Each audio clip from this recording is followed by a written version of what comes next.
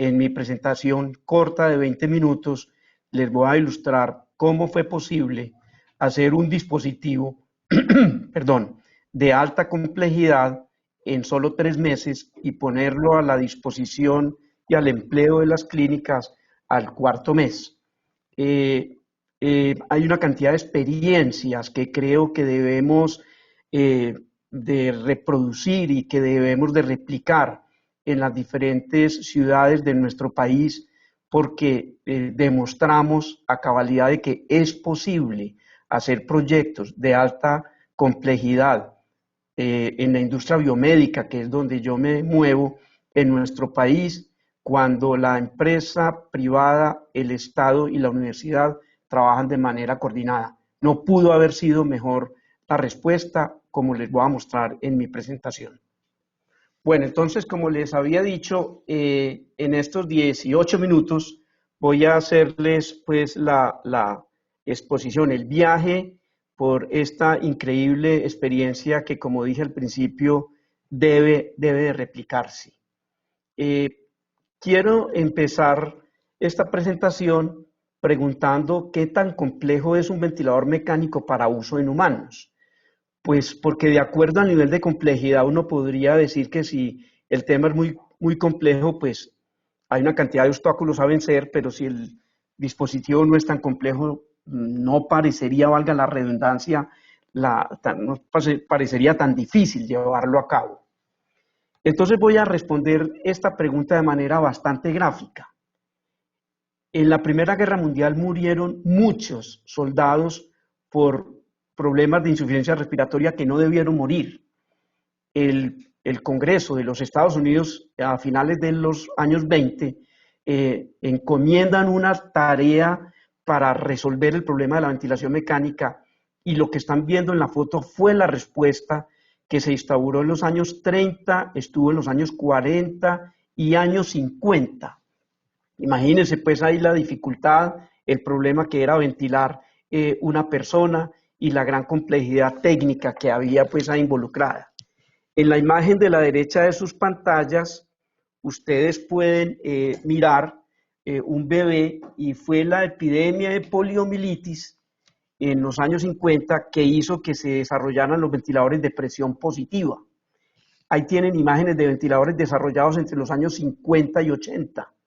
Se aparecen las unidades de cuidado intensivo, aparece la complejidad de estas máquinas al servicio de la especie humana, y aprendemos de que ventilar no es un proceso tan simple.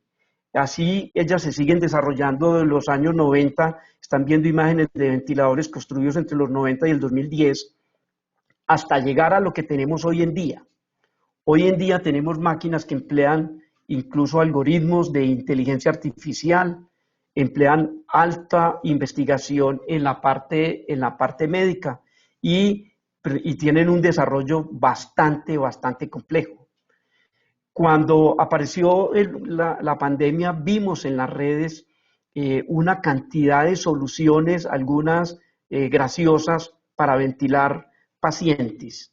Y la verdad es que ventilar un pulmón de un ser vivo, que tiene que continuar vivo y que no se le puede hacer daño, es una tarea bastante compleja. El pulmón es un muy delicado órgano, que es el único medio por el cual estamos agregando el oxígeno, gas vital para la conservación de la vida, y eliminando el CO2, que es el desecho del producto metabólico de todos estos procesos celulares, y se daña muy fácil, maneja presiones muy bajas, el tema del intercambio es bastante complicado, la dificultad para lograr resolver la cantidad de enfermedades es bastante compleja, y en conclusión, ventilar un paciente no es una tarea fácil, y por consiguiente no es fácil hacer este dispositivo. Si miramos el mapa mental, me disculpan un poco, esta diapositiva no la voy a explicar obviamente. Esto es el mapa mental que necesita un ingeniero o un médico cuando de ventilación mecánica se trata. Ahí están indicadas las variables cuando se ventila con una forma de ventilar, cuando se ventila con otra forma de ventilar, las relaciones son otras. Las que están en amarillo son variables que pueden traducirse en perillas directas de una máquina, las que están en rojo son variables que no se pueden controlar pero están ahí, y las que están en azul son variables que también tiene el paciente y que toca manejarlas. O sea, la complejidad es bastante importante. Sin embargo, si miramos el producto final, voy a empezar por el final, al que llegamos nosotros, ese es el dispositivo que logramos construir. Es decir, logramos hacer una máquina que nada tiene que envidiarle a las máquinas importadas, que hace bien su tarea, que cumple con todas estas exigencias que les he estado diciendo, cumple con todos estos requisitos y finalmente pues llegamos a feliz término. Si lo miramos un poco por dentro, esta charla no pretende ser técnica, pretende más mirar la experiencia desde el punto de vista empresa, Estado y universidad, que es la orientación pues, que he querido darle, pero quiero resaltar que el trabajo es juicioso en términos de ingeniería, donde hay una electrónica, hay una vista isométrica, hay una electrónica bastante juiciosa, desarrollada completamente en la Universidad EIA. Ahí está la vista posterior, lateral y superior. Esa electrónica nos permitió hacer una máquina con un control bastante robusto para los médicos. En la parte mecánica tuvimos que desarrollar una cantidad de dispositivos que no se conseguían localmente, porque en el contexto de la pandemia también tenemos que entender no solamente la urgencia que tenía nuestra sociedad preocupada y pensando que podíamos tener una necesidad muy grande de estos dispositivos, estos ventiladores que no iban a estar posiblemente disponibles para toda la población. Entonces también había un mercado bastante restringido a nivel mundial. Muchos de los países, así se oiga un poco duro, nos dieron la espalda, donde prohibieron la exportación no solamente de ventiladores, sino de partes de esos ventiladores para países como el nuestro. Entonces nos vimos abocados nosotros a desarrollar el corazón de estas máquinas. En la parte derecha ven, por ejemplo, una válvula expiratoria totalmente diseñada y construida ya aquí en Medellín, Colombia. En la parte izquierda es la válvula proporcional, que es el corazón del equipo, donde se desarrolla totalmente no solamente la parte mecánica, sino también toda la parte electrónica y la parte de control. Es decir, se hace un desarrollo bastante sofisticado y parecía increíble que pudiéramos lograrlo, pero finalmente pues se pudo. Y además se hace también un dispositivo con todas las exigencias que hay a nivel mundial, es decir, con un manual de usuario consistente, un manual de mantenimiento y servicio también claro para los ingenieros, unas especificaciones y unas guías rápidas que permitieran entonces usar el dispositivo de la manera adecuada. Eso fue lo que hicimos, ese fue el resultado final, esas son las máquinas que estamos empleando para ventilar en este momento pacientes en la fase 1 de la investigación que ya les voy a contar un poco. Quiero resaltar entonces el equipo constructivo y ahorita cuando hablemos un poco de la línea de tiempo, les voy a contar cómo se desarrolla, que sé que quieren escuchar esta historia, pero como les dije al principio, quería empezar por el final, quería empezar por lo que hicimos, lo que logramos y cuál era la verdadera esencia de este dispositivo. Entonces, este grupo está conformado por 12 personas, todos con relación directa con la Universidad EIA. Está el ingeniero Sebastián Jiménez, magíster en ingeniería y profesor, la ingeniera Manuela Sánchez, también profesora y estudiante de doctorado en la Universidad EIA, la ingeniera Elisa Mejía, en este momento haciendo un doctorado en London City, London, perdón, de Inglaterra. También fue profesora de la Universidad EIA y ex empleada. Está la ingeniera Valentina Gallego, en este momento estudiante de maestría de ingeniería en la Universidad EIA. El ingeniero Simón Villa, PhD. ingeniero biomédico, ex empleado de la Universidad EIA, manejó todo el tema de innovación y también en este momento es profesor. El ingeniero Mateo Ardila, que es estudiante de maestría en ingeniería, no la está haciendo en la Universidad EIA, pero también es profesor también es profesor de la universidad. El ingeniero Camilo Uriticá, que es estudiante de doctorado y profesor. El ingeniero Esteban Gómez, estudiante de maestría, y es el director de los laboratorios. El ingeniero Jason Montagut, es PhD en electrónica y profesor de la IA. El técnico Julián Tavares, quien fue el técnico mecánico que maneja todas las máquinas, herramientas, impresoras 3D y toda esta tecnología en la Universidad IA con la que pudimos hacer muchos desarrollos. El ingeniero Sergio López, estudiante también de doctorado, magíster también de la Universidad IA, y quien les habla, León Darío Jiménez, también candidato a doctor de la universidad. Si miramos el balance final eran 2 PhDs, 2 candidatos a doctor, 3 estudiantes de doctorado, un magíster, 3 estudiantes y el técnico. O sea, un equipo, la verdad, de bastante nivel educativo. ¿Cómo fue el método de trabajo que nosotros hicimos? El método de trabajo lo empiezo a mostrar con una línea horizontal. Fue una disposición totalmente horizontal, donde identificamos que había que hacer un diseño mecánico, un diseño electrónico y un diseño industrial para ese dispositivo. Además había que hacer una programación, había que cumplir una normativa y había que hacer una serie de funciones administrativas. El diseño mecánico entonces tenía una cantidad de válvulas, como ya les mostré, tenía un circuito neumático bastante complejo. Nosotros, cuando empezamos con esta iniciativa, no quisimos hacer una iniciativa que fuera puramente experimental y que generara una cantidad de dificultades y riesgos para los pacientes. Lo que inventamos fue hacer ventiladores de alto soporte, como los que se emplean comúnmente en las unidades de cuidado intensivo más sofisticadas, y lo que hicimos fue racionalizar, tratar de hacerlo con los recursos que habían disponibles, y nosotros como grupo ser capaces de no solamente de entender, sino llevar a feliz término pues este equipo. Entonces el diseño no lo muestro aquí por temas de tiempo, es un diseño que está basado en la forma como funcionan actualmente los ventiladores. En el diseño electrónico entonces la totalidad del control, la interfaz de usuario fue desarrollada en la Universidad IA con el grupo de ingeniería.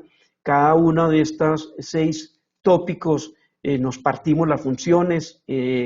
Yo personalmente estaba en 4 de estas 6, otros estuvieron solamente en 1, en 2, y de esa manera generamos unos grupos de trabajo efectivos y directamente centrados y altamente motivados para llevar esta labor. En la parte de diseño necesitábamos hacer todos los CAD y hacer un aparato que no solamente fuera funcional, sino que fuera también agradable y fácil de manejar, coherente con lo que están enseñados a manejar los médicos. Un equipo diseñado desde la medicina con la ingeniería, y no un equipo diseñado para manejo de ingenieros, sino para manejo de médicos. Eso fue un punto muy importante que nos permitió desde el principio tener un muy claro foco, y quisiera resaltar, dentro de varias cosas que voy a resaltar en esta mi ponencia, las cosas que pondría yo en rojo y que pudieron, que contribuyeron de manera definitiva al éxito pues, de este proyecto, y esa fue una de ellas, el tener un claro foco en cada uno de estos diseños, tanto mecánico, electrónico como industrial.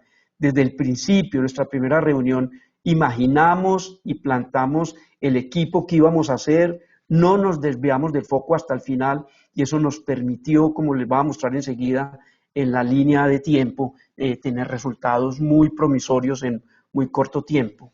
Para el tema de programación, entonces, también entendimos que no solamente el dispositivo tenía que ser de fácil uso para el clínico, para el terapeuta respiratorio, seguro para el paciente, sino que tuviera un software de mantenimiento que le permitiera a los ingenieros de los hospitales poder hacer rutinas de mantenimiento sencillas y fáciles para este dispositivo.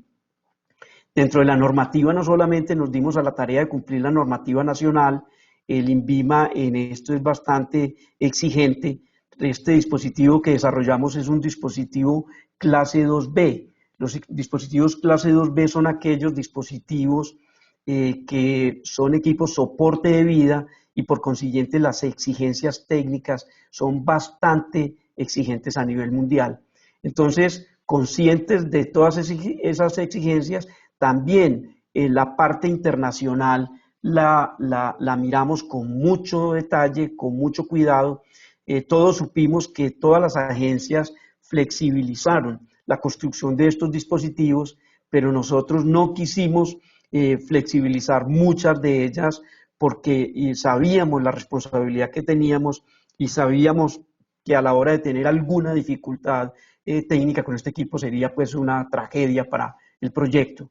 Y las administrativas también eran unas actividades que tenían unas labores bastante complejas, pues porque había que administrar el ensamblador, que era una empresa privada, en nuestro caso ASEP, como les voy a mostrar ahorita, una tremenda empresa colombiana, pero que nunca había fabricado un dispositivo médico, entonces necesitaba de mucho apoyo y de mucho soporte por parte nuestra.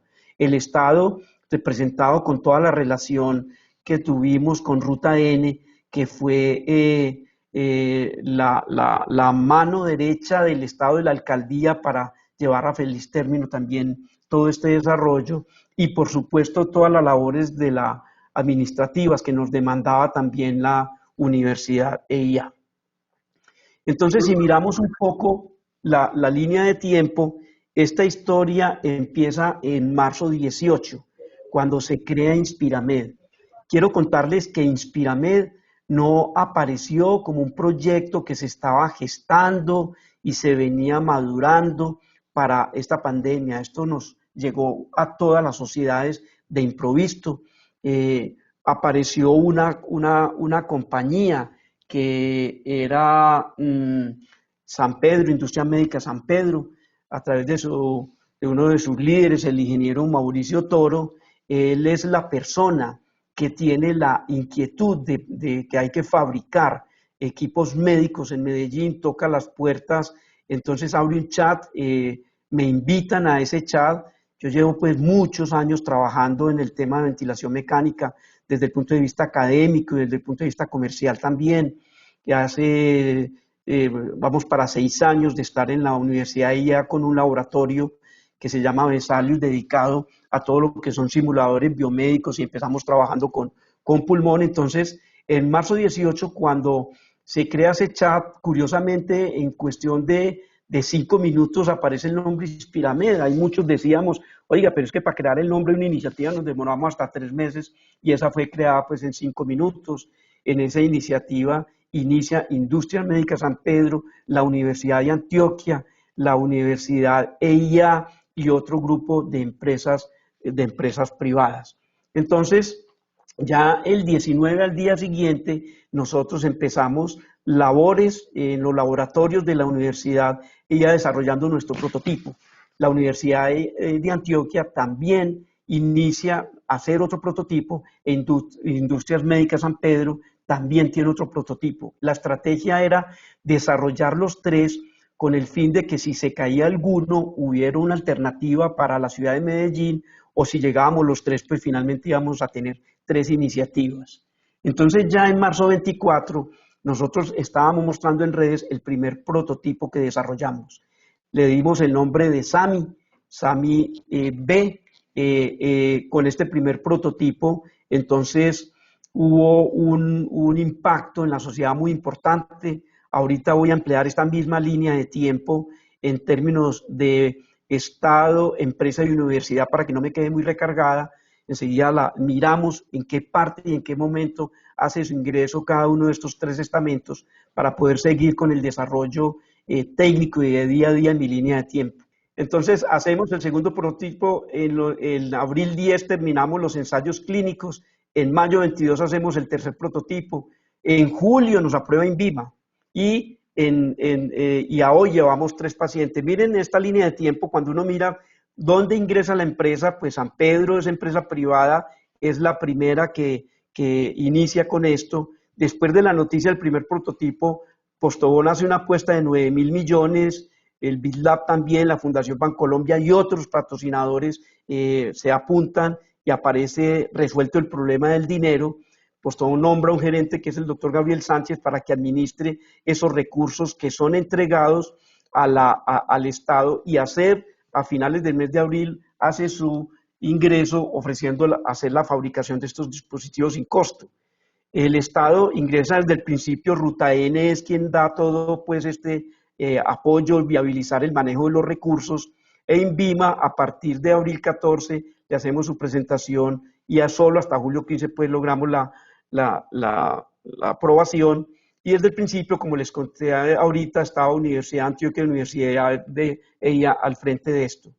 Hubo otros aliados importantes, ya con esto voy a terminar, que son aliados del San Vicente, donde hacemos los ensayos clínicos, la Universidad Pontificia Bolivariana, donde hacemos ensayos clínicos y también nos permiten, hicimos parte de los ensayos de compatibilidad electromagnética, igual la Clínica de las Américas, en la Universidad 6, Facultad Veterinaria, hicimos los ensayos clínicos, la Alcaldía de Medellín, por supuesto, el alcalde nos apoyó mucho en toda esta iniciativa. Otros patrocinadores fueron los Rotarios y la ANDI, el Hospital Palo Tobón como aliado estratégico de la Universidad IA también fue importante en esto. ENCO, que es una empresa que nos ha ayudado, pues nos ayudó mucho con simuladores y otros dispositivos. La Universidad de los Andes, donde hicimos las pruebas electromagnéticas. Renault al principio nos ayudó con todo el diseño de la parte mecánica, los Pinos en otras cosas y otros que nos ayudaron en la parte electrónica. Bueno, de esa manera termino mi presentación y les esbozo pues lo que fue una experiencia de cómo con la unión efectiva y directa y cuando hay voluntades que lo quieren hacer, se puede lograr en muy corto tiempo un dispositivo que les cuento en el mes de febrero. Si me hubieran preguntado a mí, diría hagamos otros dispositivos, pero no hagamos ventiladores porque los veo supremamente complejos para lo que nosotros somos capaces de hacer aquí. Muchas gracias, ingeniero Jiménez, por su interesante contribución. Sin lugar a dudas, de alto impacto para el país. A continuación, hay una pregunta para el ingeniero Marco San Juan. La pregunta es, ¿cuáles son los desafíos para avanzar y mantener una cultura de la innovación en el mercado energético en Colombia y en general en las empresas? Adelante, ingeniero Marco San Juan. Perfecto. De hecho, la presentación no solo va orientada a esa pregunta, que es muy importante, sino al contexto general del panel, que es la investigación doctoral concretamente, ¿no? Desarrollada en esa interfaz universidad-industria. El doctor Jiménez nos mostró una disertación muy clara sobre lo que se puede lograr o lo que podemos lograr cuando hay motivación. Y para serles muy honesto, yo pienso que motivación es la palabra clave de todo este ejercicio. O sea, al final del día, nosotros hacemos tanto como queremos y a veces tanto como podemos, pero lo que he percibido yo a lo largo de mi trayectoria en investigación es que una de las mayores limitaciones que enfrentamos a veces es el sentir la necesidad de efectivamente hacer las cosas. Esto que les presento ahora en pantalla es el resultado de una medición que lideró la Real Academia de Ingeniería del Reino Unido, los resultados de lo que llamaron el Global Engineering Capability Index, donde midieron y compararon a 99 países, Colombia incluido, en unas métricas conectadas o asociadas con la ingeniería. Una de ellas conocimiento, otra fuerza laboral, la industria de ingeniería, la infraestructura digital y estándares de seguridad. Y abajo pueden observar el ranking que Colombia ocupó en cada uno de estos aspectos.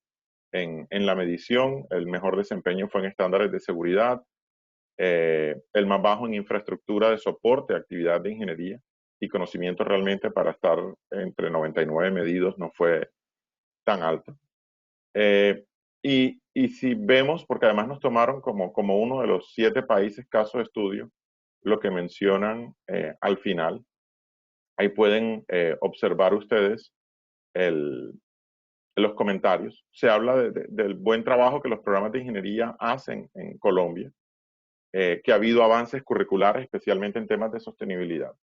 Pero la revisión que hizo el grupo de expertos, entre los cuales por supuesto participaron colombianos, llevó a afirmar que hay una limitada orientación o exposición a la industria en los estudiantes de ingeniería, que los profesores generalmente tienen una experiencia académica, pero que realmente tienen limitada experiencia industrial. Y cuando hablan de profesores no hablan de la persona individualmente, sino del el cuerpo profesoral.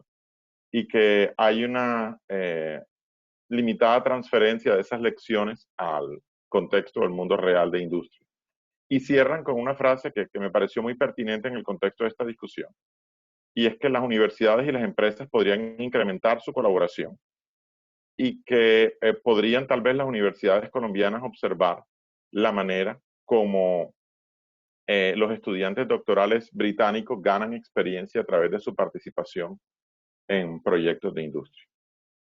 Y finalmente ese es el punto de partida nuevamente de la presentación que llamo Investigaciones de la Industria, un espacio de oportunidades, porque realmente desde la perspectiva de la universidad hay un ámbito de investigación que normalmente vemos en academia, pero cuando nos vamos al mundo de la industria encontramos un ámbito de investigación también muy valioso, también muy rico, tal vez tan grande como el que se percibe desde los laboratorios o el ámbito de trabajo de la academia, y que debería ser integrado en un espacio de formación de investigadores, porque al final del día, y esta es una de las premisas de mi presentación, yo no creo que nosotros estemos formando investigadores en un doctorado para las universidades, sino para la sociedad. Y por supuesto el ejercicio de investigación en academia es importante, pero el ejercicio de investigación desde la industria es igualmente importante.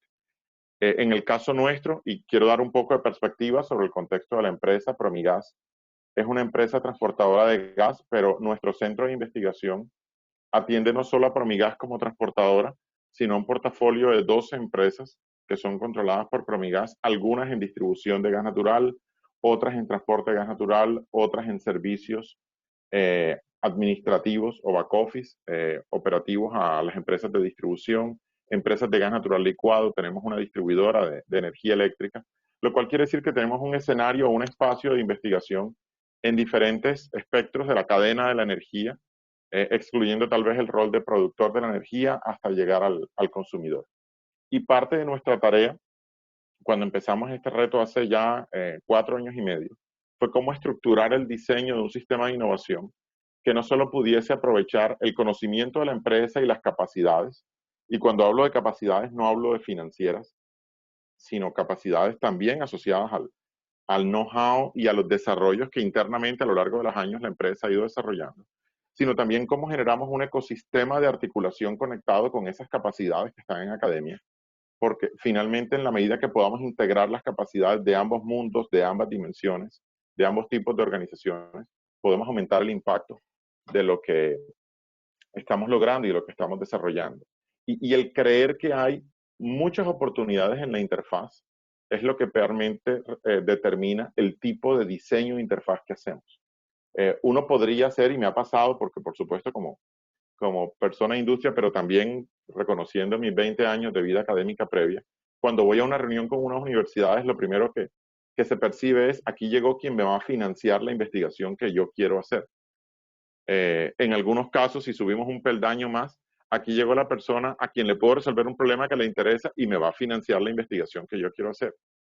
Realmente yo creo que el nivel de diálogo tiene que cambiar, porque en la medida que veamos a la industria de una manera muy instrumental o de manera simplemente financiera, como si fuera un banco para financiar la investigación, estamos perdiéndonos la oportunidad de reconocer que hay saberes y hay know-how de ambos lados. Y que porque una persona haya estado trabajando en el entorno industrial no quiere decir que no tiene nada que aportar en un proceso de investigación. El equipo que yo lidero en la gerencia de innovación en Promigas, además de personas con doctorado, tiene personas con maestrías investigativas formadas en entorno académico que trabajan en industria. Qué bueno sería llegar en algunos años a una conversación con una universidad y nos veamos como pares, no solo como pares, empresas igualmente respetables, sino que el trabajo de investigación se va a dar de manera conjunta y de manera cooperativa. No es una investigación contratada de servicio. Entonces, el reto de crear ese tipo de interfaz implica que yo tengo que fortalecer capacidades internas al interior de la universidad para prepararme y ser muy efectivo y poder también ser igualmente competitivo como lo es una universidad para poder desarrollar una investigación en esa interfaz, donde el mundo académico tiene muchísimo que aportar, pero el conocimiento industrial, como lo mencionaba, también tiene mucho que dar. Para nosotros, y solo para explicar funcionalmente lo que implica el trabajo de innovación, implica trabajar en 3 dimensiones: el fomento de la innovación al interior de la empresa, que va al punto de la pregunta que mencionaba el doctor Rohan, al punto de la cultura. Eh, yo tengo que incrementar mi capacidad ejecutoria de innovación en la empresa, y eso lo hago comprometiendo a muchas más personas con mi sistema de innovación, donde las personas que están en operación, que están en mantenimiento, que están en financiera, sientan que tienen un espacio de contribución, porque todos los proyectos que desarrollamos tienen una componente financiera, tienen una componente operativa, tienen un componente de mantenimiento. El desarrollo de la tecnología no termina el día que la ponemos en funcionamiento, sino cuando finalmente esa tecnología es implementada por largo tiempo y demuestra su capacidad de sostenerse en el mercado. Tenemos una dimensión de proyectos que es la más tradicional en ámbitos de investigación, desarrollo e innovación. Por supuesto, hay un portafolio. Y tenemos una dimensión de gestión de monetización y activos de propiedad intelectual que es necesaria para capturar ese valor que estos derechos de propiedad intelectual que normalmente surgen en un proyecto de investigación, desarrollo e innovación necesitan ser adecuadamente identificados, protegidos, gestionados y eventualmente transferidos. Adicionalmente, fue necesario para poder tener una innovación en contexto, definir una estrategia. Porque sin una estrategia entonces nos volvemos innovadores o investigadores en lo que sea, en lo que aparezca, de coyuntura y de oportunidad.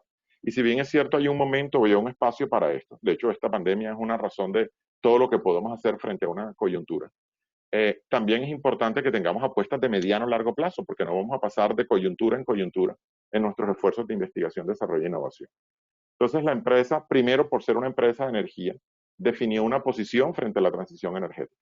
Uno puede muy sutilmente frente a esa transición energética ser un observador. Vamos a ver a dónde nos lleva y ahí actuamos. Puede ser un obstáculo. Yo tengo un negocio fósil porque el gas natural hoy en Colombia es un negocio fósil y voy a oponerme a ese avance para tratar de maximizar la captura de valor de mi negocio actual. O puedo volverme un promotor. Y la empresa definió desde el mismo momento de estructuración de su estrategia de innovación ser un promotor de esa transición hacia un futuro sostenible, donde la energía juega un papel determinante en qué tan sostenible es ese futuro. Por lo tanto, el área de innovación no solamente tiene el rol de innovar en lo técnico, en lo tecnológico, en lo administrativo, tiene una misión, y su misión es tender el puente del negocio de hoy al negocio del futuro. Entonces, la empresa se reconoce y su portafolio de empresas como una empresa que tiene un core fósil, pero ha delegado en el área de innovación la responsabilidad de trazar una ruta y encontrar esas oportunidades basadas en renovables que sean coherentes con un negocio de gas como el nuestro y poder propiciar esa transición gradualmente. Se definieron objetivos estratégicos como los que ven a la derecha: descarbonizar nuestro negocio, ya sea reduciendo las emisiones de la operación actual, pero también a través de nuevas oportunidades de cero o baja emisión, operar de forma más segura y eficiente nuestra infraestructura, porque el negocio de la energía es un negocio de riesgo. No porque yo tenga paneles fotovoltaicos, el riesgo a la energía desapareció. Y diversificar el portafolio, porque definitivamente un gran consenso mundial de la mayoría de ejercicios prospectivos es que la solución energética mundial al final va a ser de portafolio. No va a haber un energético dominante, va a haber una matriz de energéticos renovables que van a permitirnos construir ese futuro que soñamos. Y definimos focos de innovación, dado que teníamos una estrategia, y en innovación de productos, o sea, de bienes y servicios que entregamos a nuestros clientes, se definieron 2 focos: generación distribuida y gases verdes. Y aquí empiezo a conectar con investigación doctoral. Eso quiere decir que por la naturaleza de nuestro foco de productos y servicios, tenemos que buscar enlaces o articulación con ese ecosistema con investigadores o grupos que están trabajando en investigación en generación distribuida y que están trabajando en gases renovables. Es decir, ya no empiezo a buscar interfaz con ese ecosistema de investigación académico o de centros de investigación en cualquier cosa. Ya tengo un foco y lo declaro y lo divulgo en espacios como este, así como en otros espacios a los que vamos, porque nos interesa propiciar ese encuentro. Ahora, desde el punto de vista de innovación en procesos del negocio, tenemos realmente 3 ejes de trabajo. Flexibilidad, porque nosotros somos parte del midstream de la cadena del gas natural o de la cadena de energía. Y un rol esencial y un valor esencial del que está en la mitad de la cadena conectando al productor con el consumidor es ser un articulador flexible de esa demanda y de la capacidad de producción. La eficiencia, porque nuestros sistemas consumen energía o utilizan energía, pero también utilizamos horas hombre, también utilizamos recursos financieros, por lo tanto tenemos que ser muy eficientes y que la innovación sea un vector de contribución con esa eficiencia. Y por último, seguridad, como los mencionaba, porque la energía está revestida de riesgo en cualquiera de sus dimensiones o formas, y por lo tanto no debemos simplemente limitarnos a lo que ya existe, sino tener una búsqueda permanente de esas nuevas formas de hacer más seguro el combustible, no solo para nosotros, sino para nuestros usuarios. Y definimos como gran habilitador de lo que desarrollamos las tecnologías digitales y la ciencia de datos, porque pensamos que en el contexto actual cualquier cosa que hagamos en generación distribuida, gases renovables o en innovación de procesos del negocio, si no está embebida en soluciones digitales o no está conectada con aprovechamiento de los datos que se generan, no estamos maximizando la captura de valor que podemos hacer de esas soluciones. Y solo para darles un panorama del tamaño de ese espacio de oportunidades de investigación, les menciono que estamos trabajando en esos 6 frentes que tienen a la izquierda que se infieren del slide que les acabo de mencionar, en temas como realidad aumentada, realidad extendida, analítica de datos para detección temprana de fallas utilizando modelos estadísticos, inteligencia artificial. Estamos trabajando en gases renovables. Hemos definido como ejes importantes para nosotros biometano, gas natural sintético e hidrógeno, y en todos ellos tenemos actividad. Sistemas termosolares de concentración. Solo para el 2020 el presupuesto asignado de I+D+I del portafolio fueron 6.400 millones de pesos de recursos frescos destinados a proyectos, sin depender de cofinanciación o financiamiento externo. Todo esto se suma a lo que hemos conseguido apalancado, para un portafolio total de 21 proyectos, de los cuales 11 están siendo liderados desde el corporativo, para 8 de las 12 empresas del portafolio, y en los que están vinculados 45 funcionarios. Y para darles una cifra, del portafolio que nosotros ejecutamos de investigación, desarrollo e innovación, casi el 55% lo ejecutamos con universidades aliadas con las que trabajamos proyectos de investigación y desarrollo, principalmente alimentando el portafolio.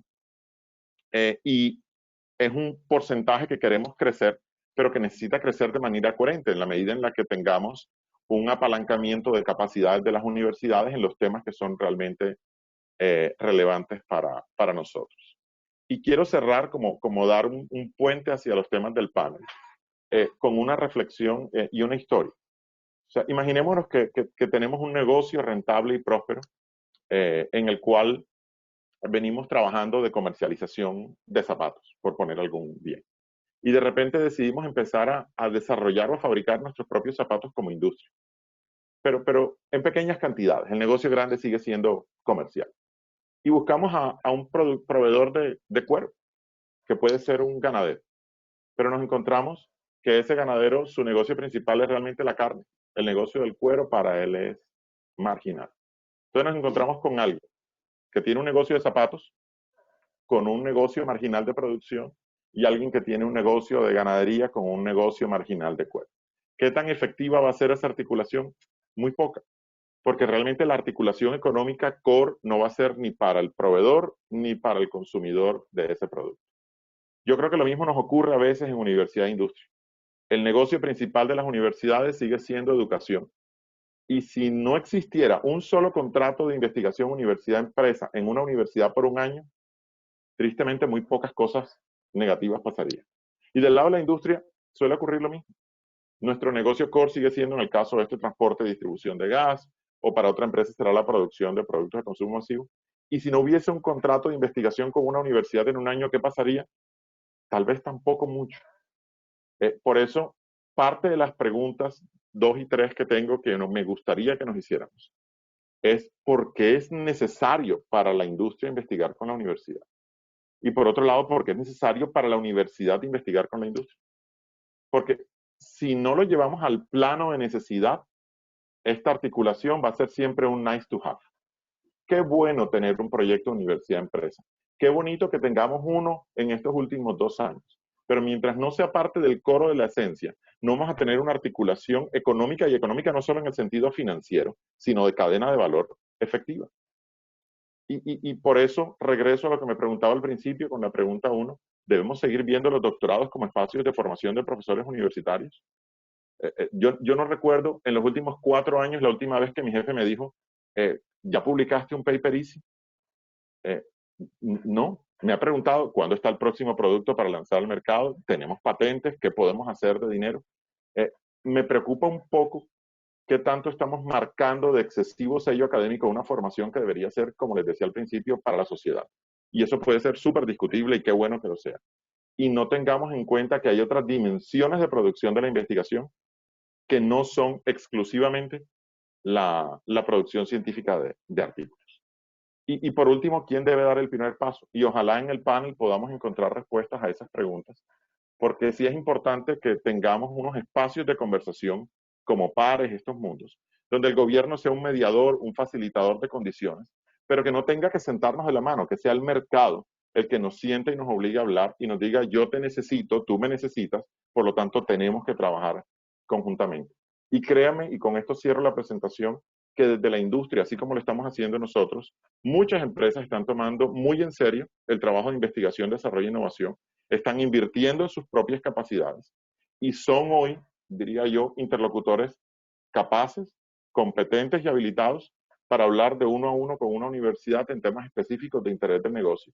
Y qué bueno que podamos tener esos espacios de conversación para que estos dejen de ser hechos puntuales o de coyuntura y que se vuelva más parte de la forma como el sistema de investigación se despliega en nuestro país. Muchas gracias. Muchas gracias, ingeniero San Juan, por su excelente presentación. A continuación, tenemos una pregunta para la doctora María del Pilar Noriega. La pregunta es, desde su experiencia como miembro de la Misión Internacional de Sabios 2019, ¿cómo el trabajo de la misión se orienta a ampliar la frontera tecnológica en Colombia y el relacionamiento entre universidad, empresa, Estado, en el caso de la ingeniería? Adelante, ingeniera María. Mil gracias por la invitación a COFI, a este conversatorio. Bueno, tuve la oportunidad de compartir durante 300 días el año pasado la construcción de este foco de tecnologías convergentes e industrias 4.0, conjunto con otros 7 focos temáticos que se eligen básicamente acorde al lineamiento de la OSD y también con las capacidades nacionales.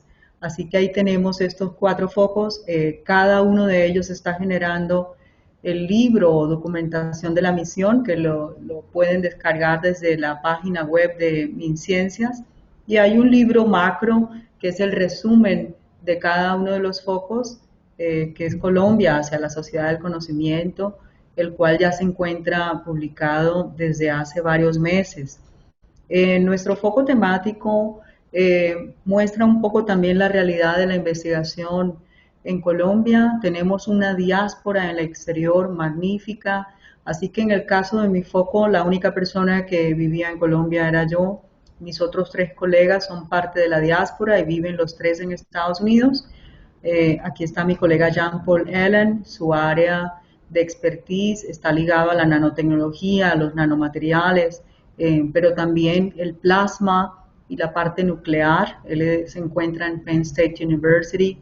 Mi colega Oswald en Wisconsin Madison, también su gran foco materiales y las nuevas formas de manufactura avanzada, aditiva, por sistemas que no son por extracción, que ha sido lo clásico en esta revolución industrial anterior, sino que ya es la nueva. La nueva es, tenemos polvos de diferentes materiales que pueden ser unidos por diferentes tecnologías para la producción de bienes en general.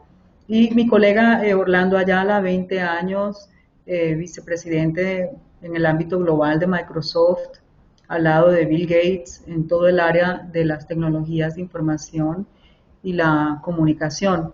Mi área particular, los materiales, mi vida inició ligada a la parte polimérica, de ahí pasé a la aplicación de los polímeros en la salud y en los alimentos.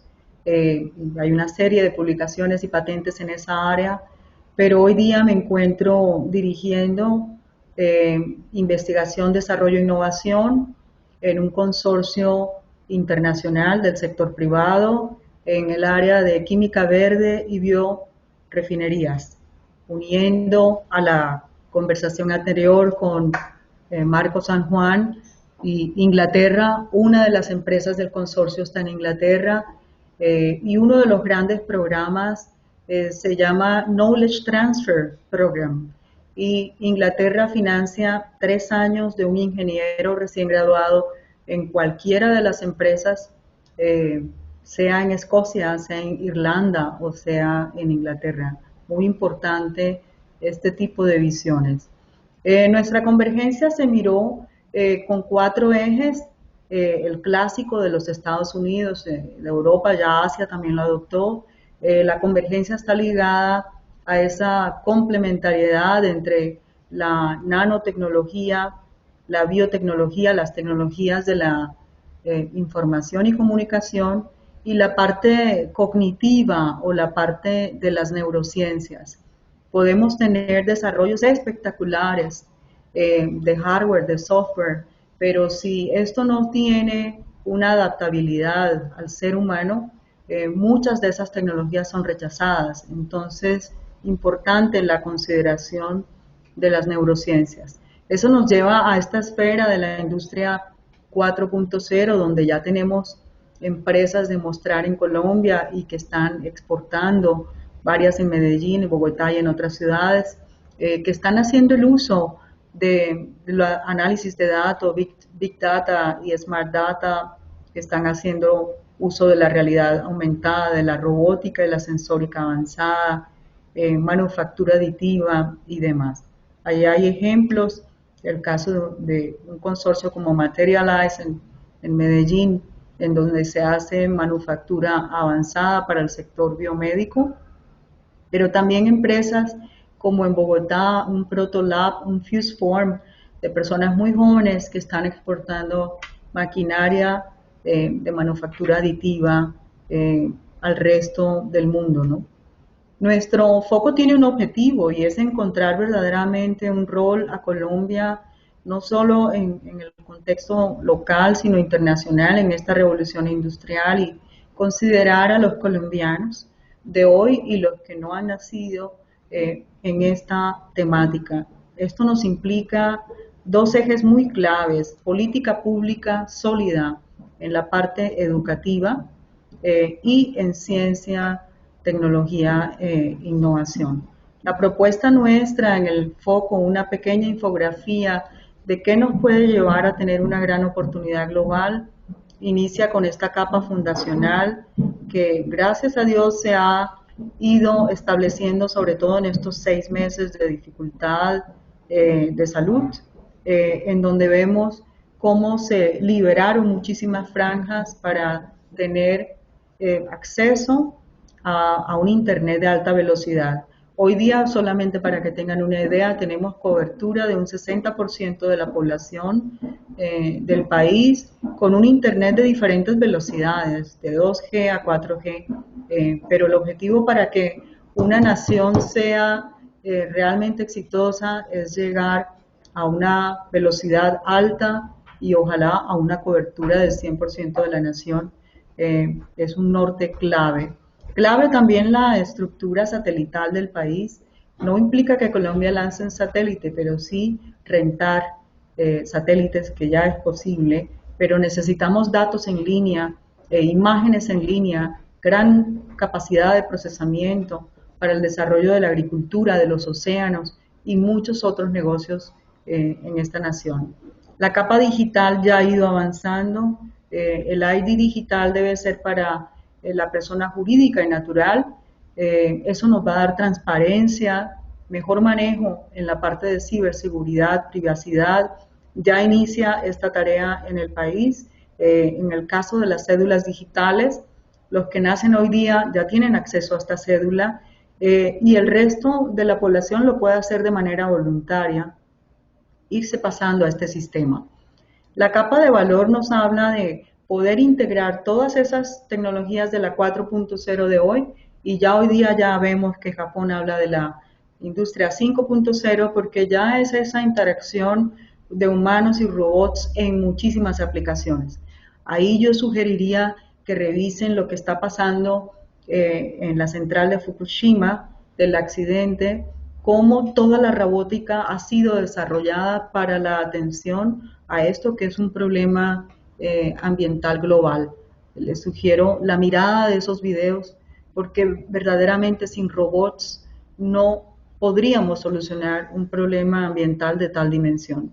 Y la capa de innovación nos lleva a estos nuevos modelos de negocio y aquí que nos están escuchando nuestros estudiantes de doctorado, el cielo es el límite en oportunidades hoy día de poder hacer este relacionamiento también con la diáspora de colombianos en el exterior que está deseosa de ayudar, no solo en el tema técnico-científico, sino también en la parte financiera para proyectos que sean pertinentes. Así que emprendimientos serán bienvenidos, pero también nuevas formas de negocio o modelos cooperativos tipo Faber en muchas naciones simultáneamente o la diversificación de nuestra estructura empresarial.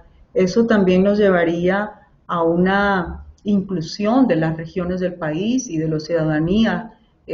Si conectamos desde la capa fundacional hasta la beneficiaria, lograríamos un país con mayor equidad, con crecimiento económico. Sin crecimiento económico, verdaderamente, no podemos lograr muchas cosas. O sea, si el país no crece económicamente, con el concurso de todos, realmente se dificultaría todo el tema social, ambiental, de sostenibilidad que nos hemos planteado para los próximos 10 años.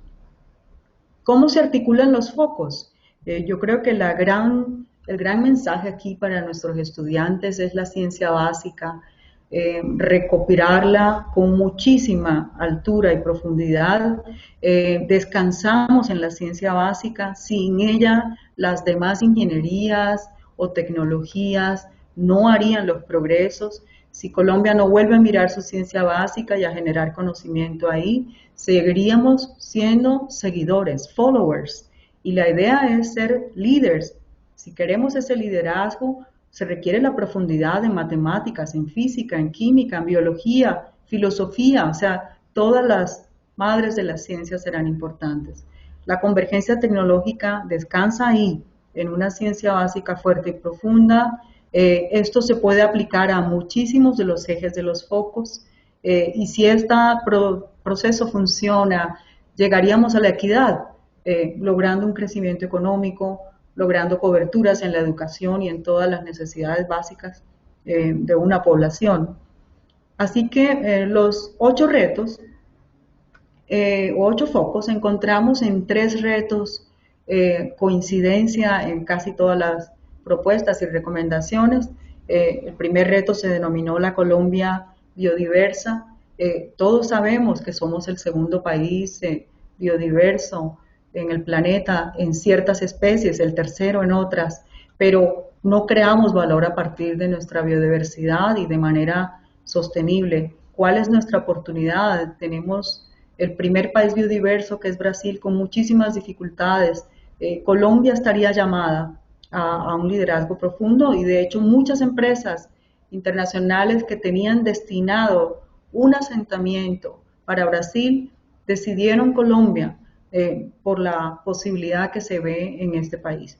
El segundo sería la Colombia productiva y sostenible. El aumento de productividad es urgente. Sabemos que con la pandemia entramos en una dificultad en donde tenemos 3.600 compañías en Ley 1116, pero hay que tender la ayuda a las compañías, mirar esas diversificaciones, porque no queremos la proyección que se nos ha presentado hace pocos días de poder llegar a diciembre con más de 5.000 compañías en 11-16. Así que tenemos un reto, todas las 4 hélices de una nación para que este tipo de escenarios no tengan lugar.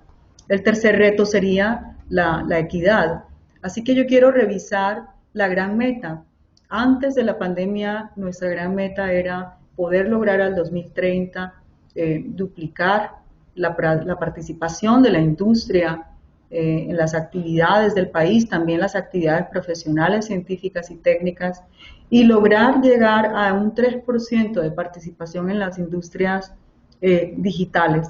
Es posible que se nos mueva por la pandemia esta gran meta, quedará entre el 2030 y 35, pero rápidamente sí necesitamos aprovechar las tecnologías convergentes, organizar suministros de productos, logística, servicios, ir a mayor complejidad, a una alta calidad, que sea una calidad exportadora y con un impacto ambiental cada vez más reducido.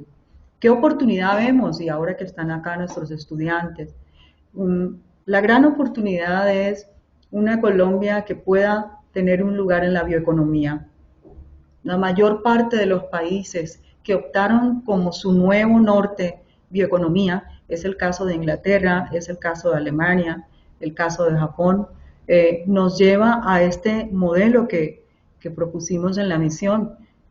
Si tenemos el tema de la biomasa, solamente haciendo un manejo sostenible de la biomasa, podemos ingresar en todo el tema de una agricultura de precisión, hacer un excelente manejo de aguas, de lacustres, de ríos, podemos llegar a una gran cantidad de productos, generación de ingredientes activos. Aquí vemos la química verde como algo muy posible.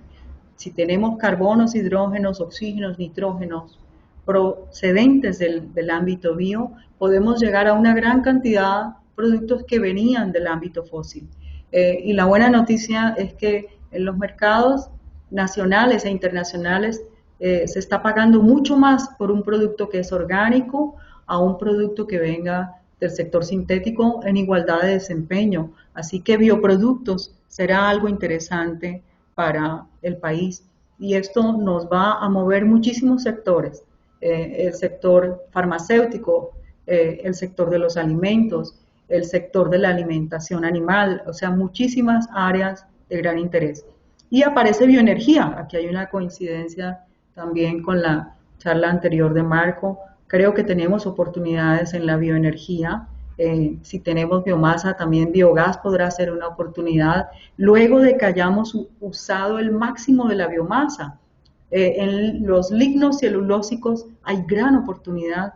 Entonces, pero al final nos queda un desecho. Ahí nos podemos ir a esas formas de bioenergía.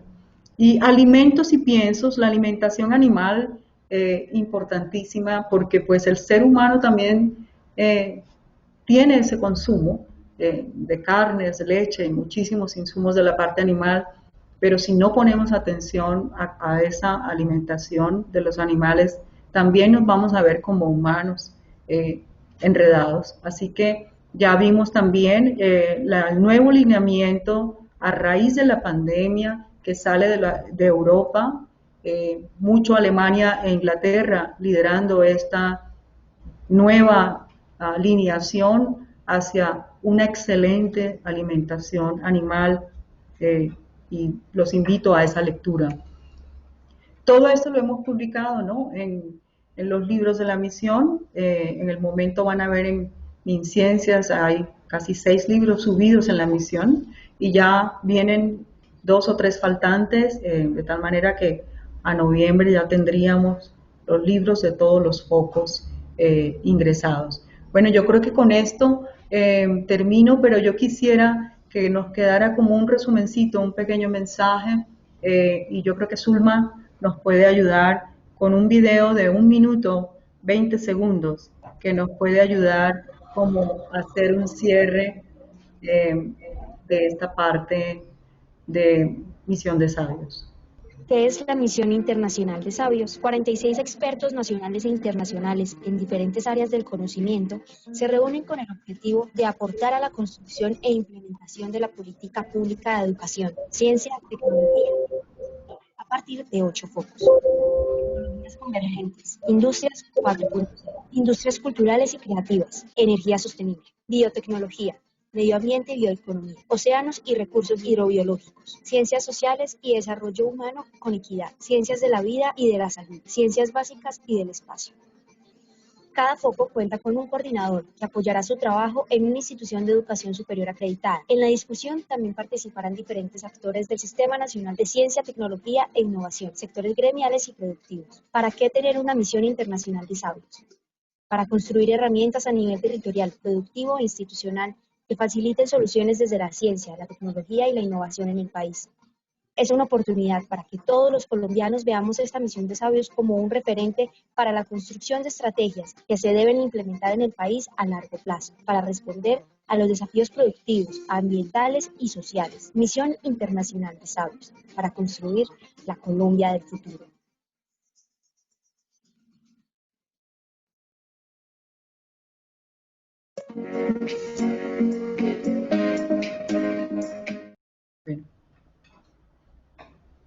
Davis, moderador, atentas todos y a las preguntas. Muchas gracias, doctora María del Pilar. A continuación, y en aras del tiempo, vamos a hacer una pregunta global para todos los panelistas. Cada uno de ellos tendrá en el mismo orden de aparición, como la vez anterior. Tendremos unos 3 minutos máximo para responderla. La pregunta global es: ¿cuál consideran es la importancia de la participación del talento humano con formación doctoral en la industria? Adelante, doctor Jiménez. Bueno, yo personalmente creo que la formación del talento humano con formación doctoral en la industria es fundamental. El doctor es una persona que tiene una alta experticia en desarrollar investigaciones, en conducirlas, y si su trabajo ha estado directamente unido a investigaciones con la industria, con mayor razón. Yo creería que lo que nos diferencia a los países de alto desarrollo con los que tenemos menos desarrollo en gran medida está ahí. Uno observa en países altamente industrializados y altamente desarrollados que inclusive hacer un doctorado ni siquiera hay costo. Son las mismas empresas las que los patrocinan y desde el principio con salarios buenos y con desarrollos directamente relacionados con la industria que hace ese patrocinio. Entonces, sí creo que es un aspecto muy importante y Colombia en eso debe fomentar y crear mucho más facilidades para que todas las universidades puedan no solamente propiciar estudio de doctorado, sino que también las universidades sean el vínculo directo con la industria, que ya sabemos, ya nos lo han dicho, hay muchas que están directamente relacionadas con ellas, pero eso podría intensificarse mucho más. En el campo en el que yo me muevo, de la tecnología biomédica, hay algunas correlaciones interesantes, pero podrían ser mayores y con seguridad que eso le daría un impulso muy grande a Colombia en términos de mejorar su capacidad industrial. Muchas gracias, doctor Jiménez. Doctor San Juan, ¿escuchamos? Gracias. Realmente el espacio laboral de un doctor en industria es importante en la medida que haya un rol claro de investigación, desarrollo e innovación en la industria. Porque finalmente el foco de la formación es el desarrollo de la investigación y generación de nuevo conocimiento. Entonces, creo que en la medida que como país vamos generando mayor masa crítica de empresas sensibles al tema de innovación, por un lado, pero también que entienden que la investigación y desarrollo es un vehículo necesario para que la innovación no sea toda de adopción de tecnologías externas, sino que haya un componente de desarrollo nacional. en esa medida es importante que haya una oferta académica de doctorados que pueda entonces llenar ese vacío y que no encontremos empresas que quieran pero no puedan. Por supuesto, es importante, por supuesto, hay una oportunidad de contribución esencial. Pero además creo que puede haber un efecto sinérgico. En la medida que tengamos mayor cantidad de investigadores con doctorado en industria, vamos a tener un relacionamiento mucho más efectivo entre esas industrias y la universidad, porque vamos a tener mayor claridad respecto a de qué estamos hablando, cuáles son las expectativas razonables y cómo maximizar las capacidades que cada una de las dos partes tiene. Muchas gracias, doctor San Juan. Doctora María del Pilar, ¿la escuchamos?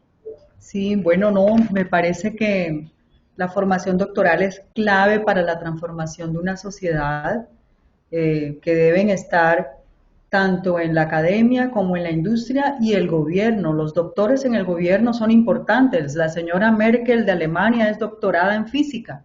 Así que pienso que los doctores requieren un espacio en esos tres ejes de la sociedad. Estamos frente a cambios tecnológicos supremamente acelerados y cambios climáticos muy acelerados. O sea que si no nos conectamos con una esfera doctoral en esos tres ámbitos, o sea, en el gobierno, sector privado, industria y la academia, no vamos a poder absolver eso que queremos, una Colombia en la modernidad, con una educación de altísima calidad y de proyección internacional, una industria también de altísima calidad, proyección internacional, y que tenemos que encontrar nuestros espacios de mercado para que no solo seamos exitosos en el ámbito local, sino por fuera. Un reto que me parece lindísimo y está en nuestros estudiantes es la nación y las regiones.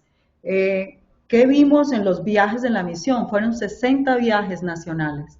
Para mí era muy preocupante que cuando estábamos viajando hacia las zonas de la Orinoquía, hacia las zonas de Cauca, zonas de Nariño, la presencia de ingenieros de la India y de China en nuestro país es increíble.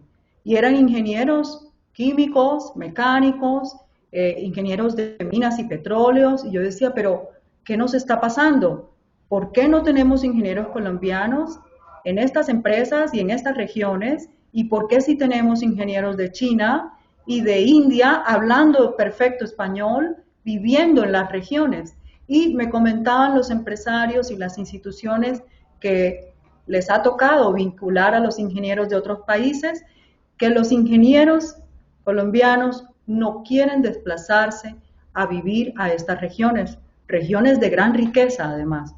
Así que yo dejo este punto en el tintero porque para mí fue como ábrete sésamo, ¿cómo así que tenemos ingenieros de otras naciones en una cantidad importante en las regiones del país, o sea, por fuera de las 5 grandes cabeceras de la nación, o sea, las 5 o las 7 grandes cabeceras, ciudades de la nación, ¿no?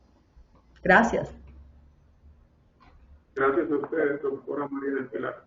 Y gracias a todos los participantes, panelistas, profesores y doctorandos. A continuación, según el programa planeado, estuve tomando atenta nota de sus participaciones y me permití resumir brevemente lo que cada uno de ustedes dijeron. Voy a permitir leerlo a manera de conclusión. Dice, los desafíos que tienen y deben afrontar las universidades para la industrialización de la investigación universitaria incluyen priorizar y focalizar las necesidades más relevantes de la industria, manteniendo la confianza en el factor humano y capacidades de la Universidad Colombiana para afrontar estos desafíos. Es necesario romper las barreras de la timidez y tener la voluntad por parte de cada uno de las partes, de los ejes: universidad, empresa, Estado. La motivación juega un papel muy importante para enfrentar estos desafíos. Esa motivación inicia desde el mismo espacio académico de la clase hasta el diario vivir en la industria, con la participación del Estado. La formación de los doctores no debe ser para las universidades, sino principalmente para la sociedad. Valorar el know-how es preponderante en ambas vías para poder integrarse completamente con éxito. La cultura de la innovación debe ser reforzada y alimentada en todas las vías de los tres participantes de este sistema. Las tecnologías convergentes, tales como la nano, la info y la cogno industria 4.0 e incluso la 5.0, son herramientas poderosas que permitirían fortalecer el resto de los desafíos que tenemos todos desde las universidades hacia las industrias y viceversa. Las políticas públicas son preponderantes para poder impulsar este tipo de convergencia tecnológica, que impulsarán los avances tecnológicos y fortalecerán un modelo sostenible y competitivo en Colombia con mayor proyección en la economía y la bioeconomía global. La participación del talento humano con formación doctoral en la industria es clave y fundamental. Debe haber un rol claro y específico, enfocado principalmente en el desarrollo e innovación, con espacios en los tres ejes de la sociedad: universidad, empresa, Estado.